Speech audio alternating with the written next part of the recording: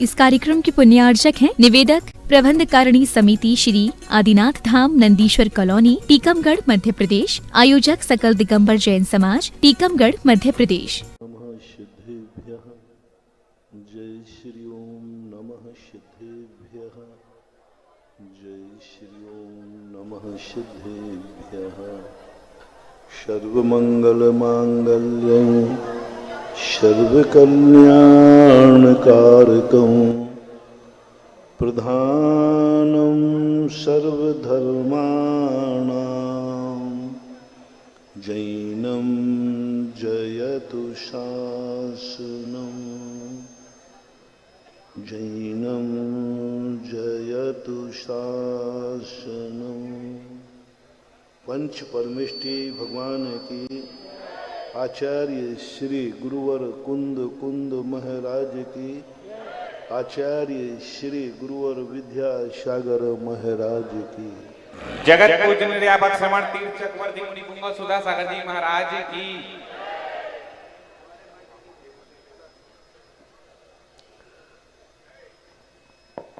जगत के स्वभाव को देख करके व्यक्ति को कुछ ऐसा सोचना चाहिए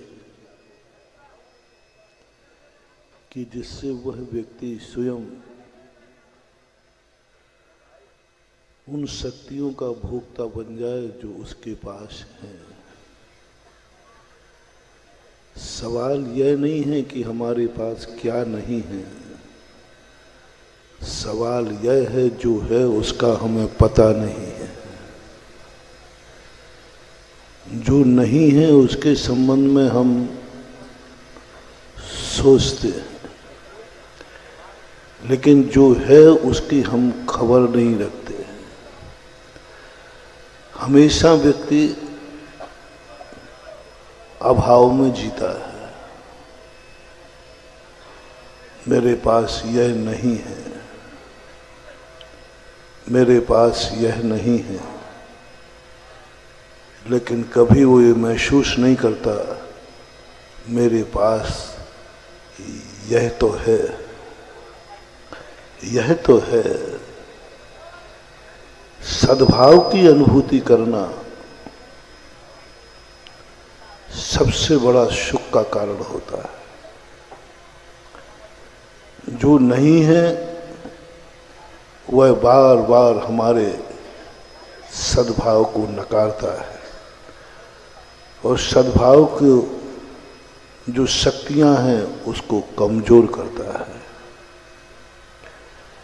इसलिए जो नहीं है उसको अपने दिमाग से निकाल दो एक बार। जो है उसकी खबर लो, उसको समझो, उसकी औकात समझो, उसकी शक्ति समझो, उसकी उपयोगिता समझो। और यदि उसकी उपयोगिता का प्रैक्टिकल हमने कर लिया तो शायद जो हमारे पास नहीं है और जिसकी हमने सोची भी नहीं थी वह भी सब कुछ हमारे पास आ जाएगा।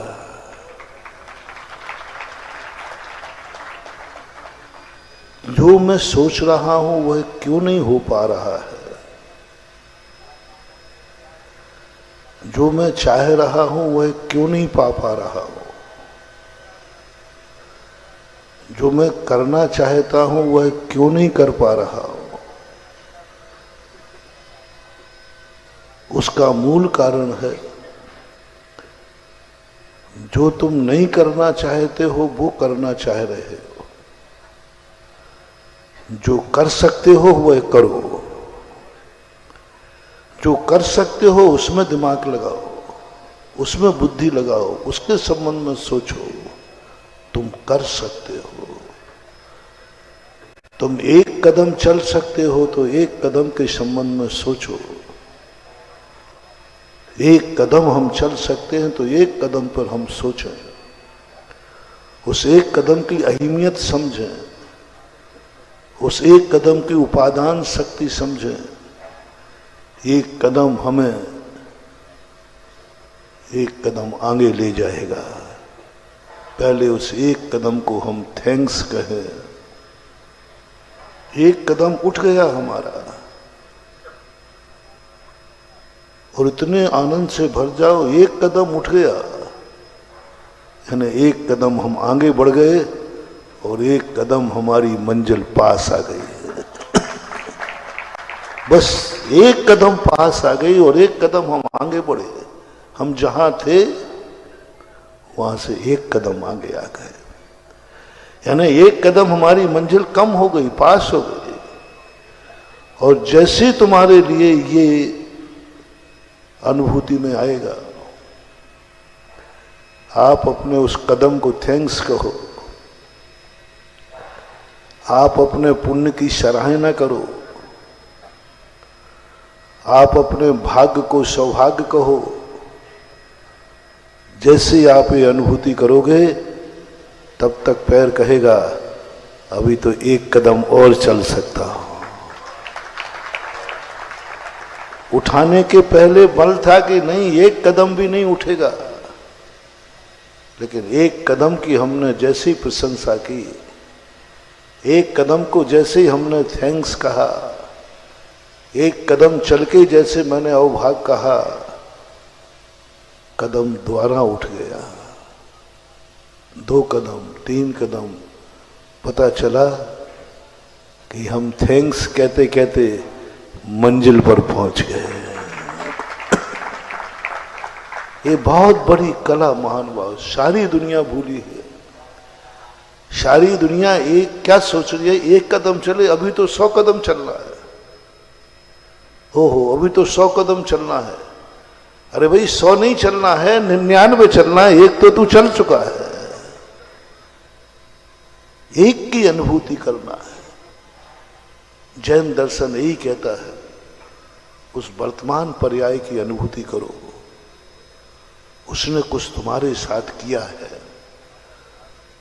वो पर्याय तुम्हें आई है भोगने के लिए। भोगो उसको, समझो उसको, चेतो उसको, चेतना का विषय बनाओ उसे, ज्ञान की साक्षी बनाओ। वह एक कदम तुम्हारे जीवन में बहुत बड़ा उपकारी बन के आया है। उस उपकार को जैसे हम स्वीकार करते हैं, हमारी शक्तियां जागती हैं। भक्ति क्या है? भगवान कुछ नहीं देते हैं, भगवान कुछ नहीं करते हैं। जैसे ही भगवान का दर्शन करके अपने आप को हम भाग्यशाली मानते, आनंद आते, मैं भगवान तेरा दर्शन कर रहा हूं,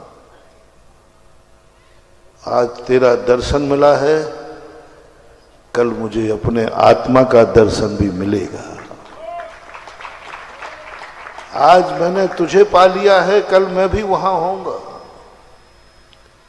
एक आनंद की अनुभूति है। उस समय हमारे आत्मा की शक्तियां जागती हैं। भगवान नहीं जगाते, भगवान नहीं जगाते। भगवान को मिलने के बाद आपको कैसा लगा, वो आनंद की अनुभूति हमारी शक्तियों का जागरण करती है। जैन दर्शन में भगवान के गुणों का गुणानुवाद का नाम भक्ति नहीं है। भगवान के गुणों को देख करके एक आनंद की अनुभूति। 2 दिन पहले हमने एक प्रवचन दिया था, सुखी होने के पहला तो नियम यही है,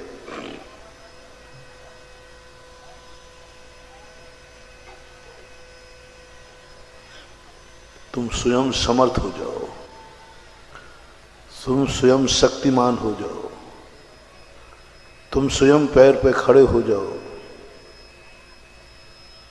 तुम ये यदि साहस कर सको कि मुझे इस दुनिया में किसी की भी जरूरत नहीं है, मेरे पास जो कुछ भी है, मैं जितना भी हूं अपने आप में पूर्ण हूं, पूर्ण, कहीं से भी कमी नहीं। पूर्ण हो नहीं, पूर्ण तुम हो नहीं, लेकिन पूर्णता की अनुभूति बताना है। संसार में कोई व्यक्ति आज तक पूर्ण हो ही नहीं पाया। संसार में व्यक्ति कभी संपूर्ण सोच नहीं पाया, संपूर्ण देख नहीं पाया, संपूर्ण सुन नहीं पाया, संपूर्ण चल नहीं पाया, संपूर्ण कर नहीं पाया, खा नहीं पाया, संपूर्ण भोग नहीं पाया, संपूर्ण कुछ नहीं कर पाता। संसार में संपूर्णता कभी होती ही नहीं है। कितना भी कुछ कर ले, कुछ ना कुछ अधूरा रहेगा, कुछ ना कुछ कम रहेगा। पूर्ण कर्म निरावरण नहीं होता संसार में, कुछ ना कुछ तो कमी महसूस होगी,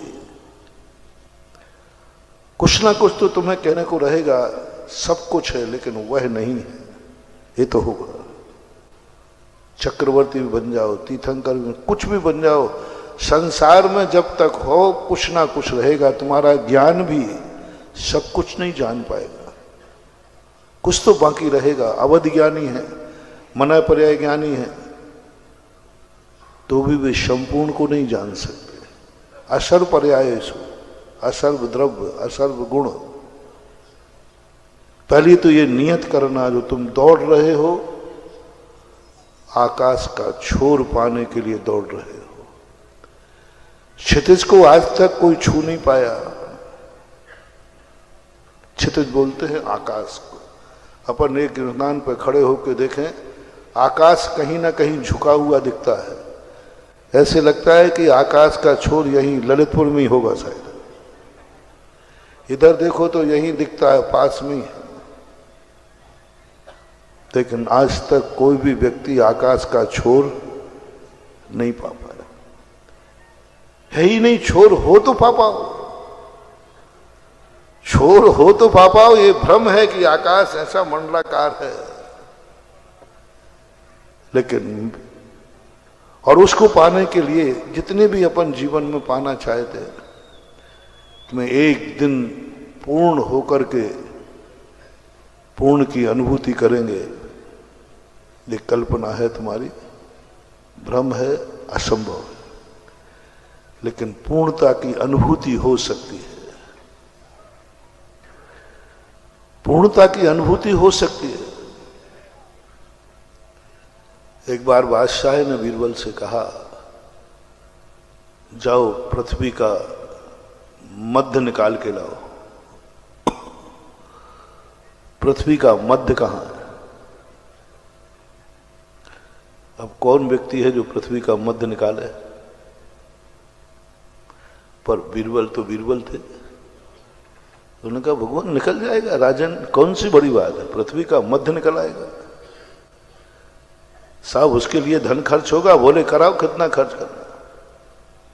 नौकर कर्मचारी सब खर्च किए, पैसा निकाला खजाने से, और बीरबल तीर्थ यात्रा पर चले गए।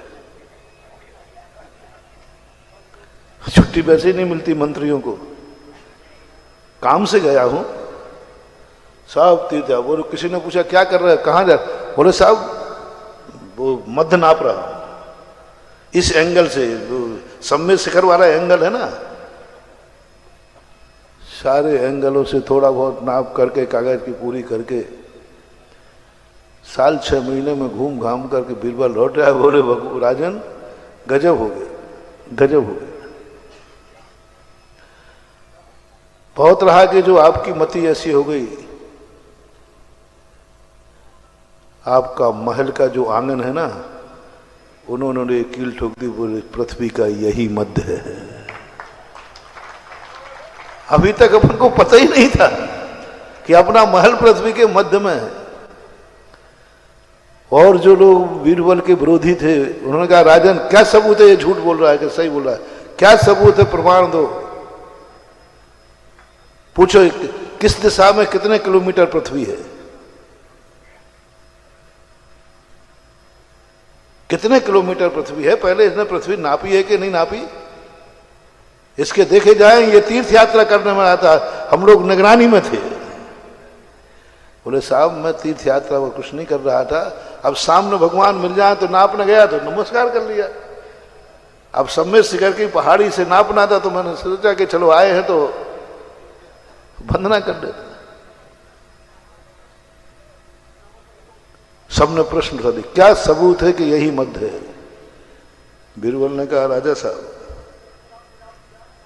मैंने तो सही निकाल के दे दिया, जिन जिन को संदेह हो रहा है इनको फीता दो और ये नाप के आए, गलत सिद्ध करें। राजा ने कहा कि ये बात भी सही है, सांप को फीता दिए जाते, जाओ नाप के आओ, गलत सिद्ध करो। सारे मंत्री संतरी सब घबरा गए, एक तो आफत हो गई। तो सबने कहा नहीं साहब, वो बीरबल ने कहा वो सही है, मैं थोड़ा भूल गया था।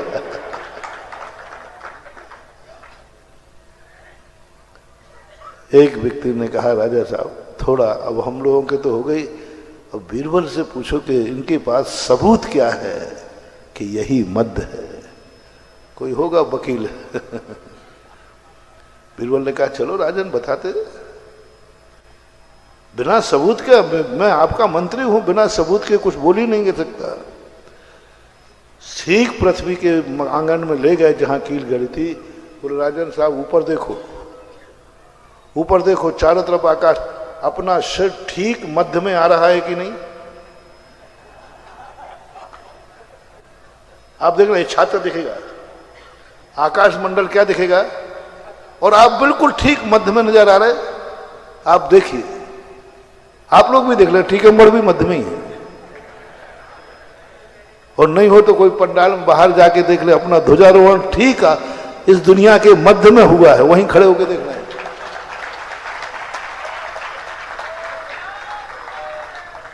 और जिन जिन को संदेह है वो नाप ले, और गलत कह रहे हो तो झंडा जहां गड़ा है वहां ठीक ऊपर आकाश में देखो, बोलो क्या दिखेगा? मध्य दिखेगा। राजा ने कहा, बीरबल आपका सबूत सही है, बिल्कुल ठीक मध्य में दिख रहा है, और चारों तरफ बराबर आकाश दिख रहा है, इधर भी उतने ही उधर भी उतने ही। बीरबल ने कहा, बोले राजन झूठ क्यों बोलोगे? राजा को अनुभूति हुई कि मेरा महल मध्य में है, लेकिन क्या वह मध्य में था? तो तुम्हें आम से मतलब है कि गुठली से? आपके अनुभव में क्या आया? मैं मध्य में हूं। मध्य कहां है हमें इससे मतलब नहीं है, मुझे अनुभव में आ गया कि मध्य है तो मध्य है। बस जैन दर्शन यही कहता है। जब जैन दर्शन ने कहा कि कहो मैं पूर्ण हूं, मैं संतुष्ट हूं, मैंने सब कुछ सोच लिया जितना सोचने लायक था, मैं सोचना बंद करता हूं। मैंने सब कुछ देख लिया जो देखना, सब कुछ देख लिया। साधु का मन जब भी ब्राह्म होता है, कुछ बाकी है, मन ब्राह्म को प्राप्त नहीं होगा, उसको और जांच लो, उसको और देख लो। लेकिन साधु की बुद्धि बीरबल सा काम करती है। बीरबल जानता है वात्साय ने ऐसा प्रश्न किया है, ऐसा कार्य दिया है जो होना संभव ही नहीं। लेकिन राजा साहब में कौन समझाएगा? अभी राजा नहीं समझाएंगे तो मंत्री पद से हटा देगा, नहीं तो जेल में डाल देगा, मार डालेगा। राजा है। राजा ने जो प्रश्न किया है वो असंभव है, आज तक कोई बता ही नहीं सका, बता ही नहीं सका, कोई नहीं बता पाएगा। संसारी प्राणी तो बता ही नहीं सकता सर्वज्ञ के अलावा। अब असंभव को कैसे बचें? एक और जिंदगी का सवाल है और एक और असंभव कार्य है। असंभव को नकारते हैं तो जिंदगी खत्म होती है, और राजा की बात स्वीकार करते हैं तो वो कभी संभव होना ही नहीं। अब यहां चाहिए बुद्धि, ज्ञान, विवेक, सृष्टि का स्वरूप। बीरबल ने ऐसा रास्ता निकाला राजा संतुष्ट हुआ। राजा मानना पड़ा कि हां मैं मध्य में हूं, क्योंकि ऊपर देखो राजा, नीचे मत देखो, ऊपर देखो। और जितना अपन ऊपर देखेंगे हर व्यक्ति सदा आकाश के मध्य में ही पाया जाएगा। ऐसा ये मन रूपी राजा मुझे इतना और जानना, इतना और जानना है।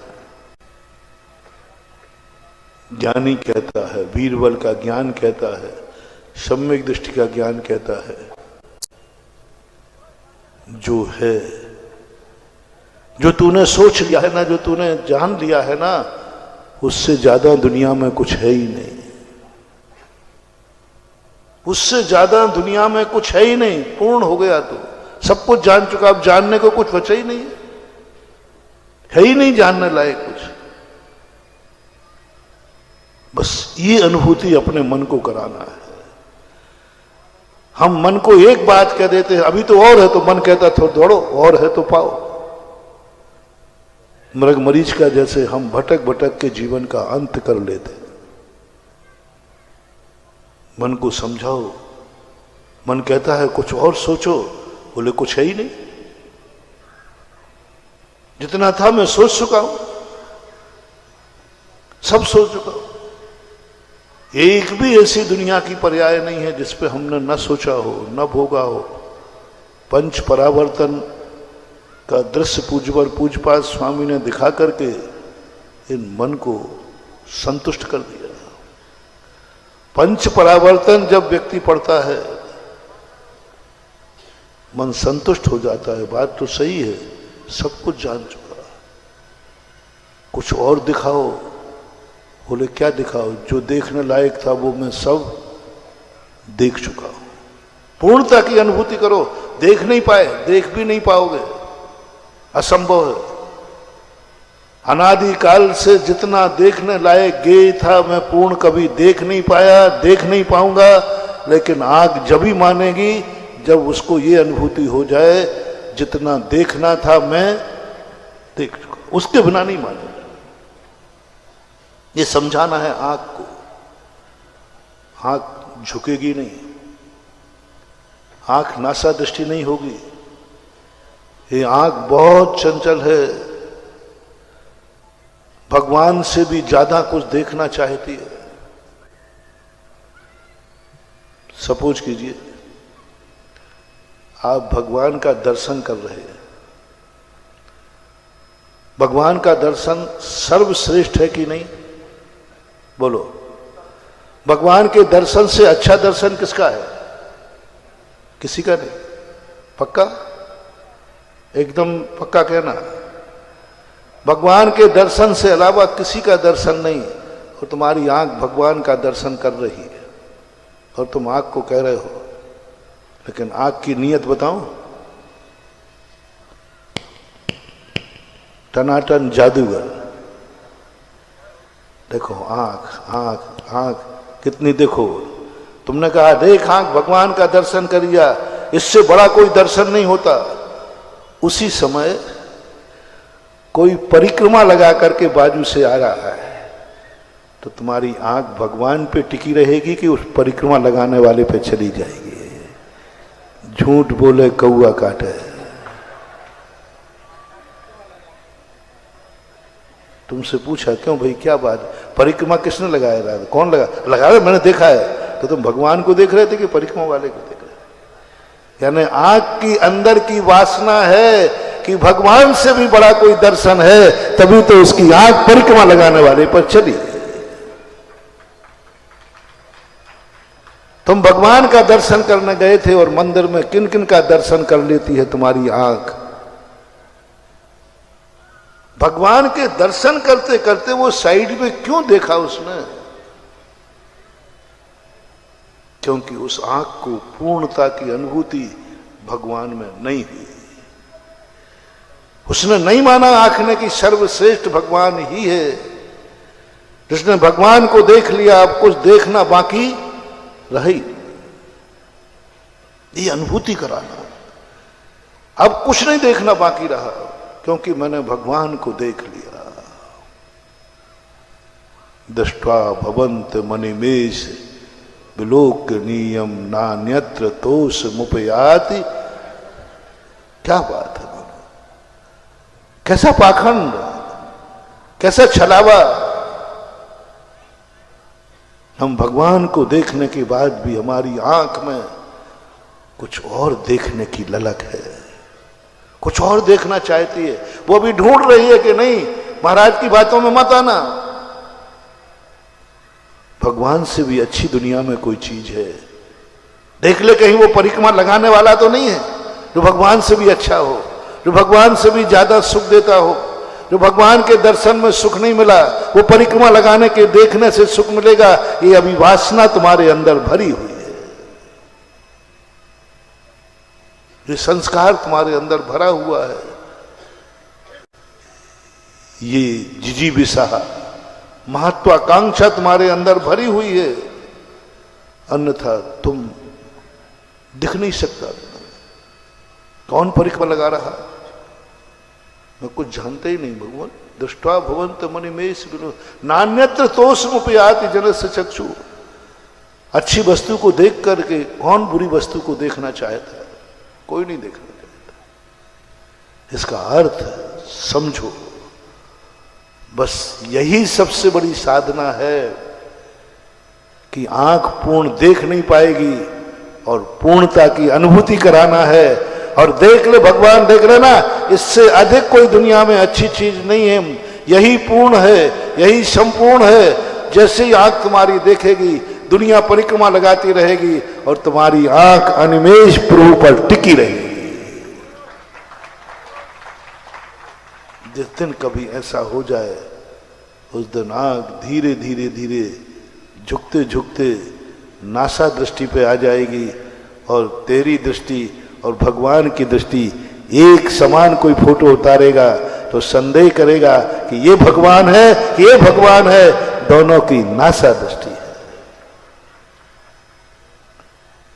जब हमारी और भगवान को देखते देखते थोड़ी देर बाद तुम्हें एहसास होगा कि भगवान गायब हो गया और भगवान के बीच में तुम्हारी खुद की शक्ल दिखने लगी जो भगवान जैसी थी। जैसे भगवान को देखा था वैसे ही मैं हूं। भगवान दर्पण बन जाएगा और तू अपना चेहरा उस दर्पण में अपना खुद का चेहरा देखने का आनंद ले लेगा। लेकिन पहले पूर्णता की अनुभूति। कौन सा दृश्य दिखाऊं जिसको देखने के बाद तुम्हारी आंख कह सके बस मैंने सब कुछ देख लिया, सब कुछ देख लिया। चॉइस करें क्या चीज दिखाऊं तुम्हें जिसमें तुम कह सको बस महाराज वो चीज दिखा दो, उसके बाद मैं समझ जाऊंगा मैंने सब कुछ देख लिया, सब कुछ देख लिया। अब कुछ देखना नहीं, अनिमेष कर दूंगा मैं अपनी आंख को स्थिर कर दूंगा, पलक भी नहीं झपकाऊंगा, पलक भी नहीं झपकाऊंगा। आप बस वो दृश्य मुझे दिखा दीजिए जो मैं देखना चाहता हूं, उसका नाम बताओ। बस मेरा एक ही भाव है कि आप लोगों को तृप्त कर दूं, आप लोगों को पूर्ण कर दूं, आप लोगों को इतना पूर्ण कर दूं, इतना भर दूं तुम्हारे लिए, इतना भर दूं कि फिर तुम्हारे पास किसी को देखने के लिए ललक ही न रहे। उसका नाम बता दो, जो कहोगे वो दिखा दो, जो कहोगे वो दिखा दो। शौर्य जी क्या देखना चाहते? अमित सौधर्मेंद्र आदि क्या देखना? जो तुम कहो वो दिखा दूंगा। मेरे में तुम जानते हो मैं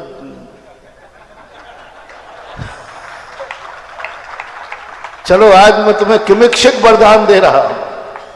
गर्भ कल्याण का पहला दिन है, मांग लो क्या मांगना है, बस क्या देखना है मांग लो, क्या देखना है, पर शर्त एक है,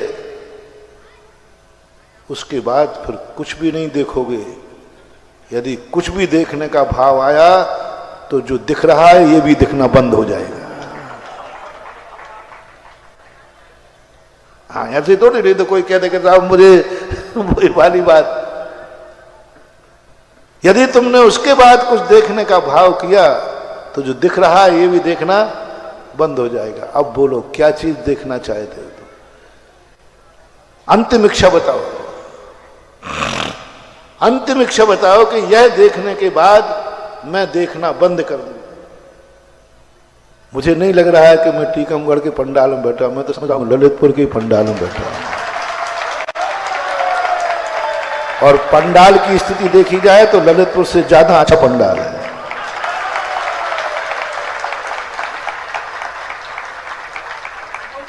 और यहां के इंद्र भी ऐसे हाउसफुल बैठे हैं पूरे लास्ट तक, अंत तक, लास्ट तक पूरा था बराबर। एक मांगो, स्थिर रहना। ना जाने कितने बार भगवान ने कहा मांग ले, अंतिम इच्छा पूरी कर ले, लेकिन हम उस पर टिक नहीं पाए। वरदान देने वाले आए, खूब गुरु आए, खूब भगवान आए, सबने किमिक्षिक वरदान। भगवान समोषण का नाम कल्प वृक्ष होता है, कल्प द्रुम होता है। और कल्प द्रुम का अर्थ क्या है? जहां पर संपूर्ण इच्छाएं, समोषण का अर्थ ही वही है। समोषण का अर्थ ही वही है कि संपूर्ण इच्छाएं पूरी हो जाएं। वो संपूर्ण इच्छाओं की पूरी करने की ताकत रखता है। लेकिन दुर्भाग्य है हम समोषण में पहुंचकर जब बाहर निकले तो भिखारी के भिखारी रह गए, भिखारी के भिखारी रह गए। हम फिर वही मांगते हुए दिखे, ये और मिल जाए। अरे भाई समोषण में गया था, अब क्या इच्छा रह गई? अरे मैं वहां भूल गया, ये तो मांग ही क्या देखना है। समोषण से ज्यादा अच्छा, समोषण में बैठा हुआ भगवान से बड़ा कोई नहीं है बंधु। लेकिन क्या दुर्भाग्य है अपना कि हमारी आंख भगवान को देखने के बाद भी पूर्णता का अनुभव नहीं कर पाई, तृप्त नहीं कर पाई। ये नहीं कह पाई आंख बस अब कुछ नहीं देखना है, जो देखना था वो देख लिया। हम ऐसी अनमोल वस्तु को देखने के बाद भी कुछ और देखने की ललक करते हैं। पीत्वा पया शशिकर दुति दुग्ध सिंधु सारम जलम जल निधे रसितुम का एक छेद। भगवान को देखने के बाद हमारी दूसरी इच्छा हो रही है। कौन है ये, कैसा व्यक्ति है कि इक्षु रस को पीकर के कोई लबड़ो दधी का खारा पानी पीना चाहे? कौन पेमान, लेकिन पी रहे। इधर इक्षु रस का लोटा टकार गए और उधर बाद में देखा तो वो नमक का पानी का स्वाद ले रहे थे। क्यों? एक बार समझाना है, एक बार आंख को तृप्त करना है। अतृप्त आंख बंद मत कर लेना, बहुत परेशान करेगी। कुछ देखने की ललक है, इस आंख को जबरदस्ती बंद मत कर लेना, हठ योग हो जाएगा। ये आंख फिर बंद होते होते यूं खोल के देखेगी मिचमिचा करके, अंदर ही अंदर घुट जाओगे। पूर्ण करके आंख बंद करो और पूर्ण की अनुभूति करके बंद करोगे तो 1 साल तक बाहुबली ने अपने पलक का भी टिमकार नहीं किया। 1 वर्ष तक पलक भी टिमकारा नहीं, ना बंद किया ना खोला। जिस एंगल पे स्थापित किया उसी एंगल पर वो बने रहे। आंख में कचड़ा भी गया होगा, आंख में धूल भी गई होगी, आंख में पानी भी गया होगा, आंख में कोई कीड़ा मकोड़ा भी गया होगा, आंख में कोई चींटी भी गई होगी, लेकिन आंख झपकी नहीं, आंख खुली नहीं। बाहुबली 1 साल तक खड़े थे नासा दृष्टि पर। आंख में कुछ तो गया होगा, गया होगा। जब सांप बिच्छू चढ़ सकते हैं तो चींटियां चढ़ने में और वो चींटी आंख पे भी चली गई होगी, लेकिन झपकी नहीं, गजब, क्योंकि आंख पूर्ण हो चुकी थी, पूर्ण देख चुकी थी, पूर्णता का अनुभव कर चुकी थी। कभी कानों को भी पूर्णता का अनुभव कराओ। क्या सुनना चाहते हो वो सुना दूंगा, शर्त है उसके बाद कह देना सब कुछ सुन लिया, अब मुझे कुछ सुनना बाकी। एक बार बोलना, एक बार खाना, एक बार चलना। बोलो कितना चलना चाहते हो, कहां चलना चाहते हो, वो यात्रा तुम्हारी कर दूंगा। उसके बाद फिर कह देना बस जितना चलना था मैंने सब कुछ। बोलो तुम क्या करना चाहते हो। आज किमिक्षिक वरदान दे रहा हूं, तुम क्या इच्छा है तुम्हारी कि महाराज यह कर लूं, उसके बाद फिर बिल्कुल कुछ नहीं करना।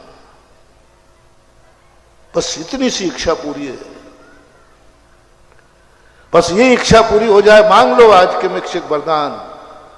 मेरा दावा है इस पंच कल्याण के पंडाल में जो इच्छा पूरी मांगेगा वह इच्छा उसकी पूरी होगी, क्योंकि ऐसा नियम है कि त्रिलोकीनाथ जब आते हैं, उधर सौधर्मन देवराज अपने देवों से कहता है जाओ अयोध्या में किसी भी प्रकार का अभाव ना हो, अयोध्या को साकेत नगरी बना दो, स्वर्ण, किसी के घर में कोई अभाव ना हो, कोई रोता आंख में आंसू नहीं आए, आंख में आंसू नहीं आए, कोई गरीब नहीं रहे, कोई दरिद्र नहीं रहे, कोई दुखी नहीं रहे, कोई ताड़ित नहीं रहे, कोई किसी का शोषण नहीं करे रहे। ओहो, यहां प्रसंग भी समझते जाएं। क्यों? एक तीर्थंकर जन्म रहा है, गर्भ में आ रहा है। 6 महीने पहले सारी दुनिया को 12 योजन की द्वारका को सफाई की जा रही है, 12 योजन द्वारका को संभाला जा रहा है। क्यों? अरे तीर्थंकर है, क्या फर्क पड़ने वाला है? नहीं, देवराज कहते हैं एक व्यक्ति जब जन्मता है उसकी जिंदगी में 12 योजन तक का प्रभाव अच्छा बुरा पड़ता है। 12 योजन।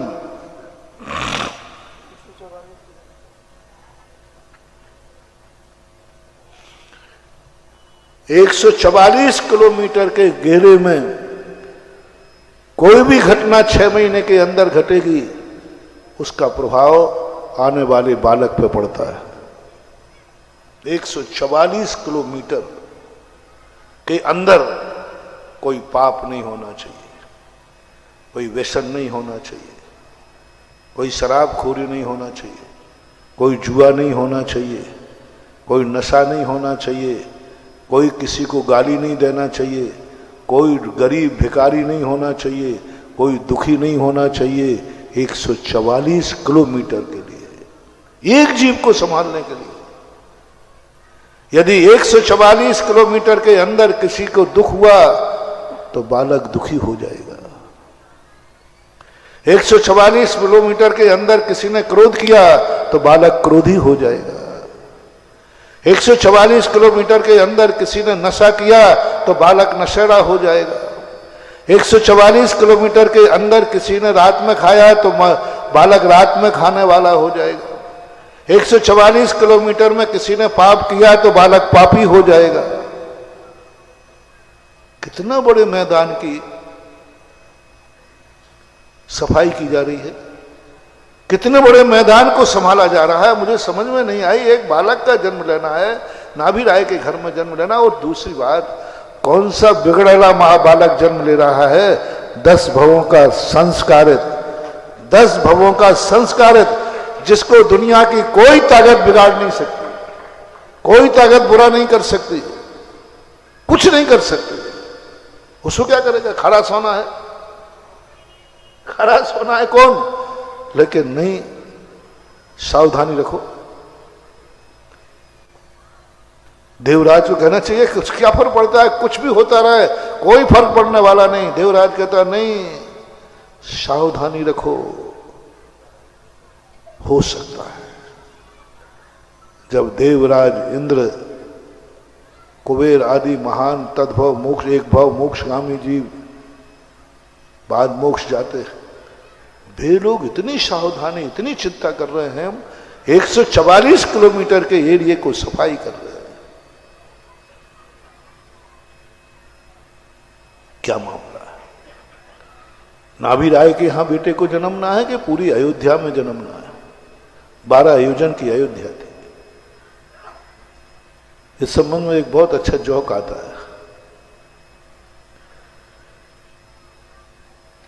बच्चे को जन्म देने वाली माताओं को कहना चाहता हूं, ये गर्भ कल्याणक, गर्भ का अवतरण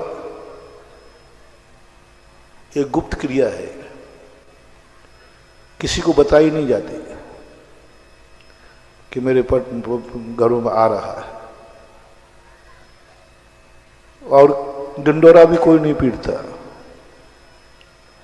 लेकिन आज इनका डिंडोरा पीट रहा है, सारी दुनिया को बताया जा, 6 महीने पहले से बताया जा रहा है, फलानी तारीख में फलाने समय पर माता मरु देवी गर्भवती होगी। पहले से बिफोर टाइम 6 महीने पहले सौधर्मंद ने स्वर्गों में घोषणा कर दी, इस तारीख में इतने बज के इतने सेकंड पर मरु देवी गर्भवती होगी। आज तक कोई ये घोषणा नहीं कर पाया, किसी जी कोई घोषणा नहीं कर पाया। गर्भ कब रहेगा क्या पता, कोई नहीं जाना।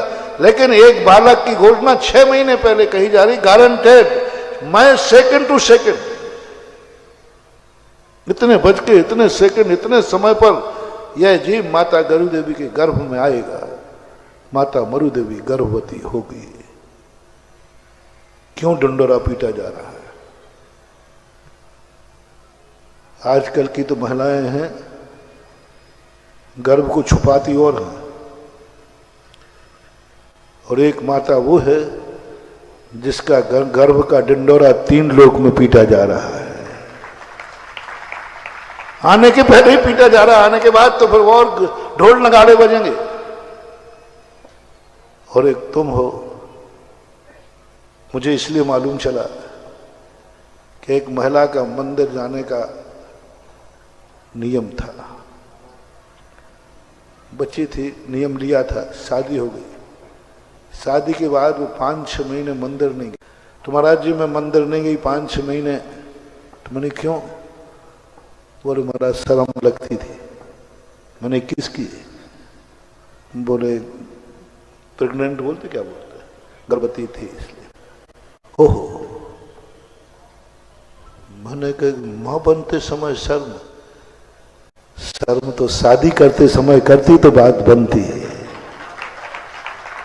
शादी करते समय तो इतनी बेशरम थी कि माँ बाप पूरे बैठे थे और उन्हीं के सामने तू हाथ पे हाथ पकड़ रही थी किसी जवान लड़के का। अनजान लड़का था कि नहीं, ऐसे पकड़। अब कैसे पकड़ते मुझे पता नहीं, तुम लोग जानते। उस समय शर्म नहीं खाई कि बड़े दादा लोग बैठे, दुनिया बैठे, शर्म खाती है, छुपाती है गर्भ को, कपड़े ऐसे छिलाएगी जैसे कि छुप जाए। यही तुम्हारा दुर्भाग्य है, तुम्हारे गर्भ में कोई पापी जीव आ रहा है जो मां को भी शर्मिंदा कर रहा है। जन्म जन्म का कोई पापी आया है, गर्भ में बेटा आने के बाद मां को शर्म लगे, लज्जा आवे, समझ लेना कोई पापी जीव आ रहा है जिसने कोई ऐसा पाप किया है जिसको जन्म देने पर मां को भी शर्म, और मंदिर छोड़ रहा है, मंदिर तक जाने में शर्म लग रही है। समझ लेना कोई राक्षस आ रहा है जो नास्तिक है, जो जिनेंद्र भगवान के दर्शन करने में भी मां को शर्मिंदा कर रहा है, मां को शर्मिंदा कर रहा है। मां उसको छुपाना चाह रही है। छुपाया किसे जाता है? पापी को। किसको छुपाया जाता है? पापी को छुपाया जाता है। पापी जीव आया है, छुपाओ, कपड़े छुपाओ, किसी को पता ना चल जाए कि मेरे गर्भ में कोई बेटा आया है। ये लक्षण समझना महानुभाव। जब तुम्हें अपने गर्भ में आए हुए बेटे को छुपाने का भाव आवे, शर्म की बात आवे, लज्जा की बात आवे, कहने में शर्म करे, समझ लेना कोई तुच्छ जीव, पापी जीव तुम्हारे घर में आ रहा है जो अपना संस्कार दिखा रहा है, संस्कार दिखा रहा है। वो वैसे ही निकलेगा, वैसे ही होगा। महाभारत में भी इसकी चर्चा है, वैसे ही होगा।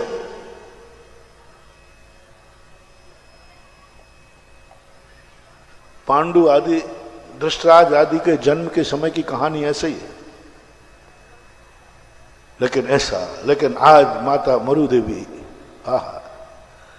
अपने घर में आए हुए बालक को लेकर के कल सुबह देखना राज दरबार में जाकर उजागर करेगी, मैंने 16 स्वप्न देखे हैं और मुझे ऐसा लग रहा है कि मेरे कुख में। ओह, उजागर कर रही राजमहल में। देवताओं ने तो उजागर 6 महीने पहले कर दिया, और आज क्या अनुभूति, क्या वैभव।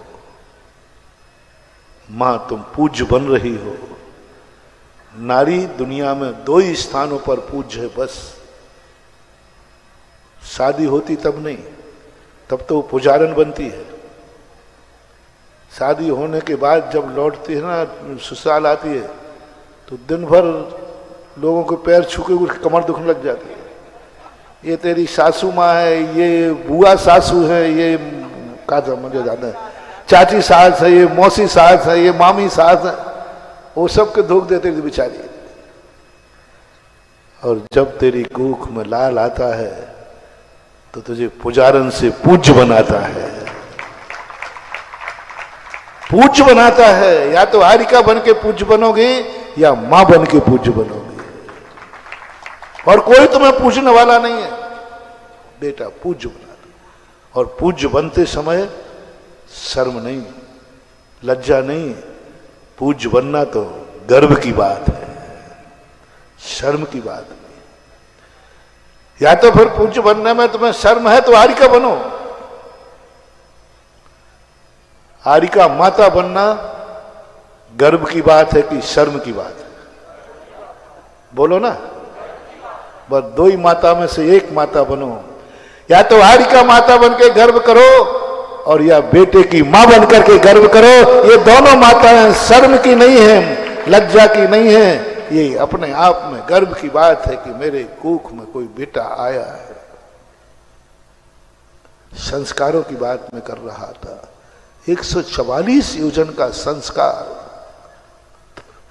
144 योजन के लिए संस्कारित किया गया। अकेला एक स्थान पर जन्म लेना था उस बालक को, और पूरी अयोध्या को समृद्ध किया जा रहा है, घर घर को समृद्ध किया जा रहा है। कोई गरीब न रह जाए, किसी की इच्छा की कमी न रह जाए। किमिच्छित खजाने खोल दो। पूरे अयोध्या में देवता एक एक घर में चले जाते हैं, उसके यहां कोई कमी तो नहीं है। जो इच्छा होती है वह पूरी करता है देवता, एक बालक के लिए,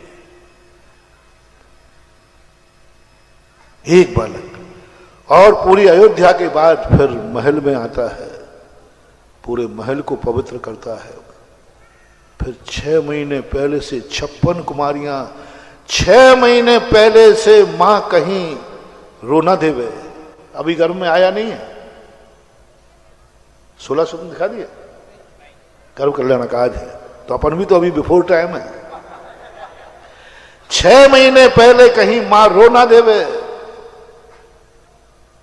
6 महीने पहले मां नहीं रो देवे, नहीं तो बालक को भी रोना पड़ेगा। कितने पहले का आभा मंडल, कितने पहले से संस्कार बनता है, कितने पहले से, कितने पहले का संस्कार पड़ता है। यदि इस स्थान पर 6 महीने पहले कुछ हुआ है तो उसका प्रभाव 6 महीने बाद तक रहेगा, प्रभाव रहता है। कोई भी कार्य, चाहे धर्म का हो चाहे अधर्म का हो, जो भी कार्य होता है 6 महीने तक वहां पर प्रभाव रहता है। 6 महीने पहले आंख में आंसू ना आ जाए, 56 कुमारियां लग गई, कहीं मां को क्रोध ना आ जाए। मां के क्रोध से डर नहीं है, डर है कि मां का क्रोध से संस्कार 6 महीने पहले क्रोध का संस्कार बालक पे पड़ सकता है। 6 महीने पहले का बालक पे पड़ सकता है। और स्वधर्मेंद्र घबरा गया। हे देवियों, अरे माता को थोड़ा बहुत क्रोध आ जाए तो क्या, अरे देवियों, माता के क्रोध से कोई खतरा नहीं है, लेकिन जो माता के गर्भ में आने वाला है, यदि उसका संस्कार पड़ गया और उसको एक क्षण को क्रोध आ गया तो ये सृष्टि पलट देगा। घबरा गया स्वधर्मेंद्र, क्योंकि तीर्थंकर में इतना बल होता है, ये 3 लोग को उठा के डमरू के समान घुमा सकता है। और यदि प्रभु को क्रोध आ गया तो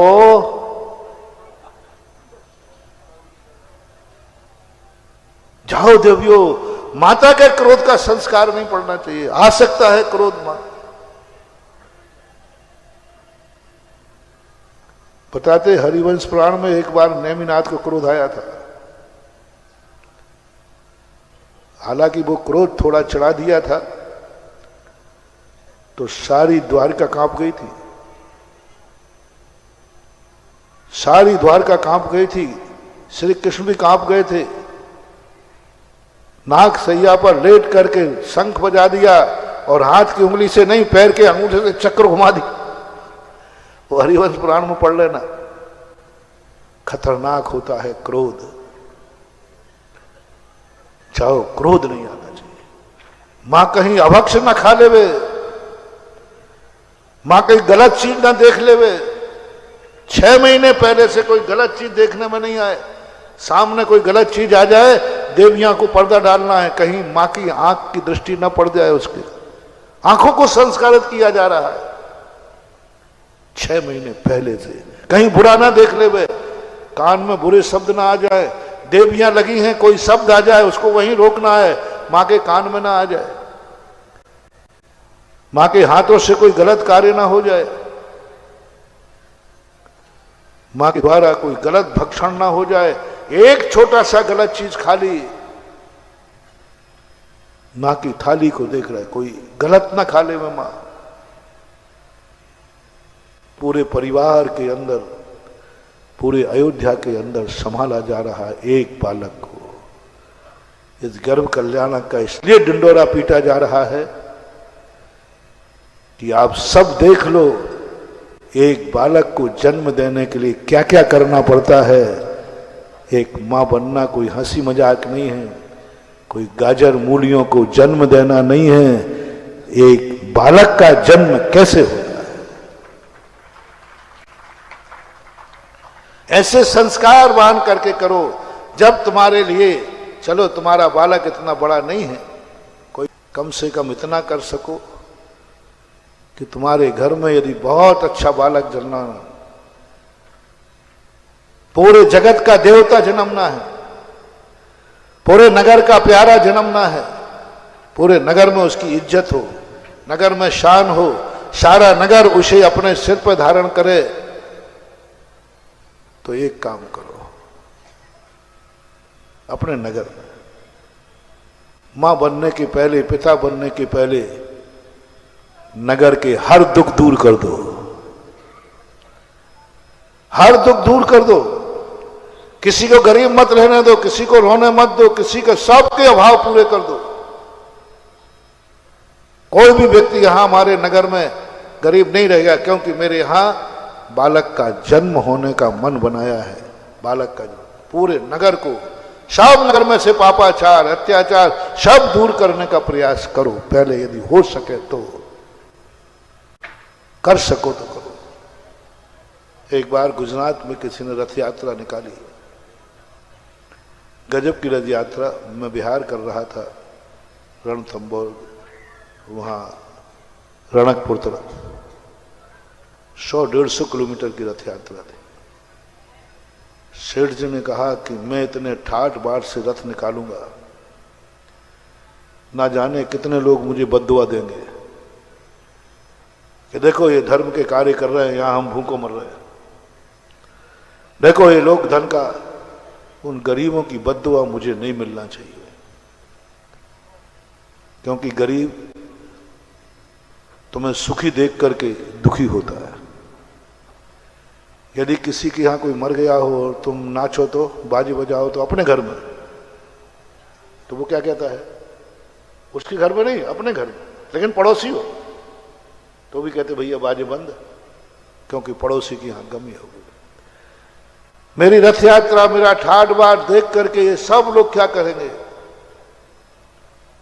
क्या गजब सेठ था। उसने कहा नहीं, यात्रा तो निकलेगी, लेकिन नगर में, गांव में जाने के पहले उस गांव में कोई कर्जदार नहीं होगा तो उसका कर्जा चुकाने के बाद रथ यात्रा आगे बढ़ेगी। मैंने इस पंचम काल में ऐसी रथ यात्रा नहीं देखी। पूरा सर्वे किया गया, गांव के बाहर पहले रथ रुकता और पूरे गांव को कर्ज से मुक्त किया जाता। कौन सा कर्ज? व्यापार वाला, लोन वाला नहीं। कौन सा कर्ज? जो साहूकारों का, जो गरीबी का, शादी ब्याह का, दवाई का, बीमारी का। व्यापार वाला नहीं, व्यापार वाला कर्ज नहीं कहलाता, वो तो एक एक व्यक्ति का कर्ज चुका था, सबका। सबको कर्ज मुकर ढिंडोरा पीटता कि भाई कोई कर्जदार तो नहीं है, किसी कोई ऐसा तो नहीं जो बीमारी हो तो पैसे के कारण वो दवाई नहीं करवा पा रहा हो, पैसे कारण दवाई नहीं करवा पा रहा हो, पैसे कारण से तुम्हारा कोई बेटा बिटिया परेशान हो रहा हो। सबको कर्ज मुक्त करके और पूरे गांव को पहले जीवन कराएगा, भोजन कराने के बाद रथ यात्रा उस गांव से पार होती थी। और हर गांव में यही, हर गांव में यही। लगभग आज से 20-22 साल हो चुके हैं। उस समय उनके कितने 20-25 करोड़ ऐसा कुछ खर्च हुआ। 65 करोड़ रुपया खर्च हुआ था रथ यात्रा, कर चुका था। अब बोलो क्या रथ यात्रा थी, क्या महोत्सव था। अब बोलो रथ यात्रा में पुण्य है कि इस दुआ में पुण्य था। इस कार्यक्रम के पुण्यार्चक थे निवेदक प्रबंध कारिणी समिति श्री आदिनाथ धाम नंदीश्वर कॉलोनी, टीकमगढ़, मध्य प्रदेश। आयोजक सकल दिगंबर जैन समाज, टीकमगढ़, मध्य प्रदेश।